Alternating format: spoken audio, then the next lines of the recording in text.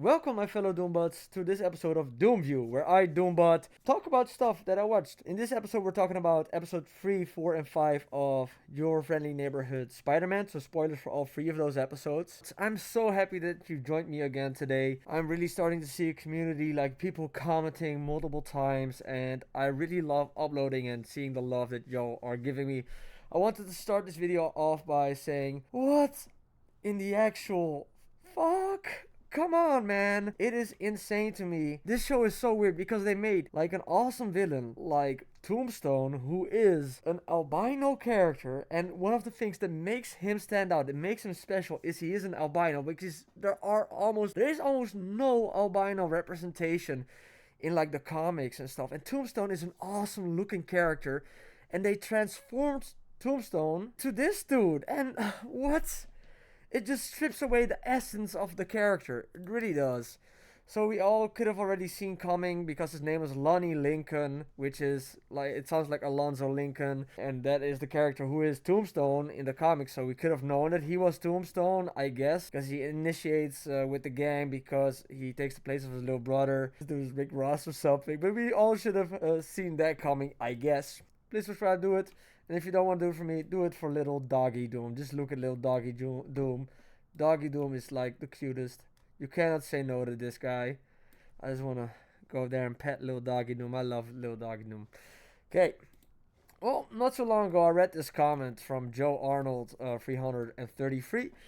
And I actually, the first time I read it, I thought it was like, oh, valid point. Because he said, this shit was dope. Dr. Connors being a woman literally doesn't matter. Because I was talking about how Kurt Connors is a lady in this show. But it doesn't matter. The character is a male or a female scientist who becomes a villain. Gender means nothing. It doesn't mean anything. And Osborn being black makes perfect sense. When have you ever seen 40-year-old white businessman with dress? I think he means waves. Norman should have been black since the creation law. So I was like, oh, I guess so. Sure.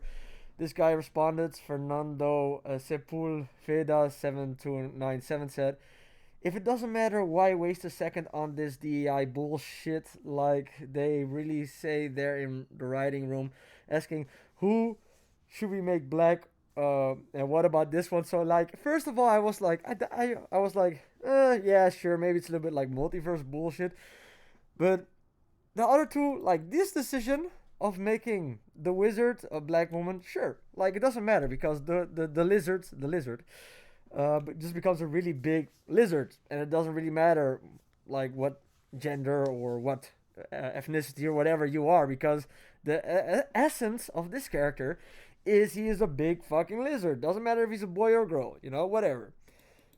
Then we get to Green Goblin. Yeah, Green Goblin. Also, it doesn't really matter if he's black or white because he's just a dude or a gal or whatever in a big Green Goblin costume. The essence of the character is not like the fucking race. It's not like the gender.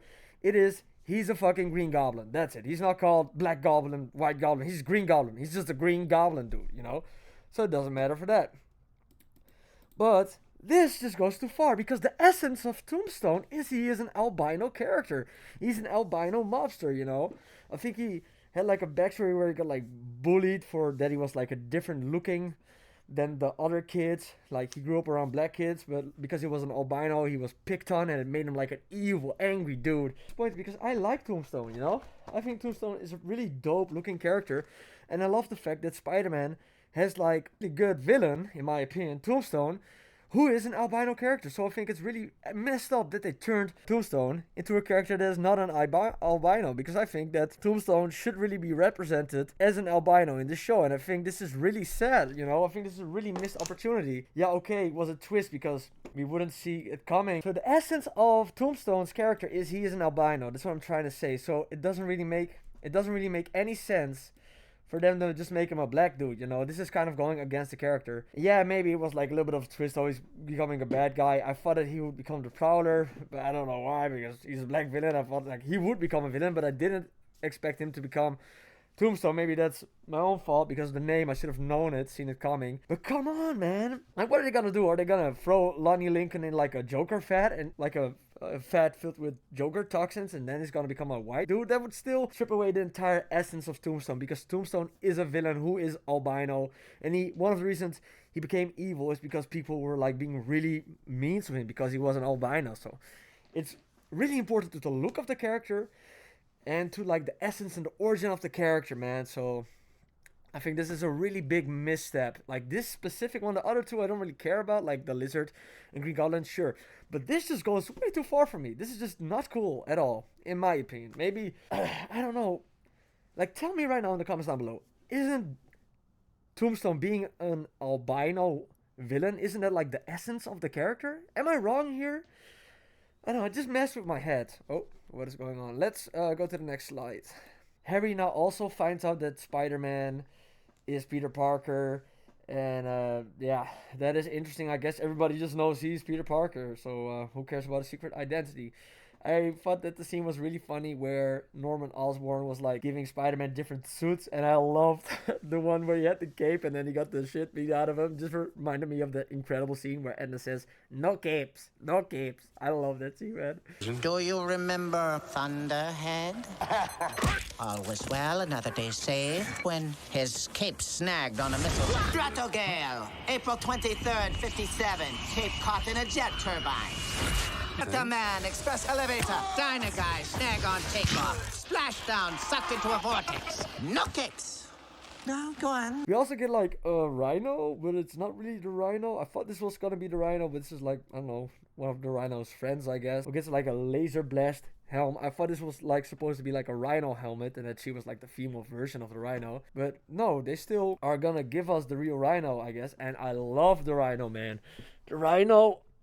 Oh man, I'm throwing all my toys, but the Rhino, I would love to see this dude like portraying a Rhino. I think he looks great with his big blocky head. Like, this dude is made to run like through walls, right? No.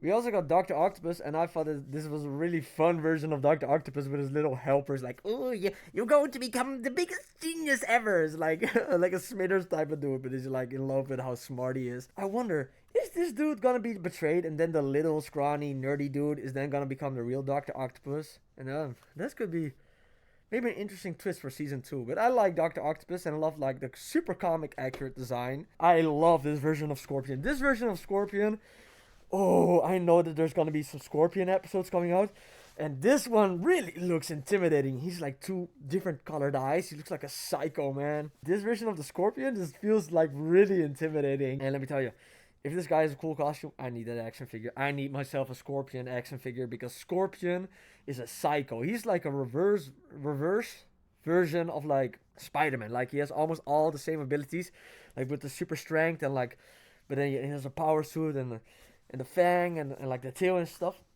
I think he got created by Jonah Jameson, so I wonder when he's gonna be a part of the story. I think he's gonna do some big damage, you know? He might kill the Rick Ross looking mob boss from Tombstone's gang. I still don't understand the fact that they didn't make Tombstone an albino. It's just crazy to me. If you haven't yet, please subscribe. We're growing a community of Doombots over here, and everybody's just having a blast. Like, I'm gonna cover every single episode of Your Friendly Neighborhood Spider-Man. Already covered the first 2 last week. Next week I will also be covering it, but first, of course, I'm going to be covering Captain America: Brave New World, because that is a, come on, that is a movie I am super hyped for. Let me know, are you hyped for Captain America: Brave New World? I want to see this dude face off with Red Hulk. I'm so excited to see Red Hulk. Okay, let's go back. Let's go back to business. Let me put this back. So, Doombots, don't forget to like and subscribe this video. Leave a comment down below. Let me know what did you think of these last 3 episodes of Your Friendly Neighborhood Spider-Man. Of course, next week I will be covering the next 3 episodes. Duel with the Devil, Scorpion Rising, and Tangled Web. And the week after that, of course, we will be doing the season finale. So if you're ready to conversate with me. Doom it out. Have yourself a happy Doomsday.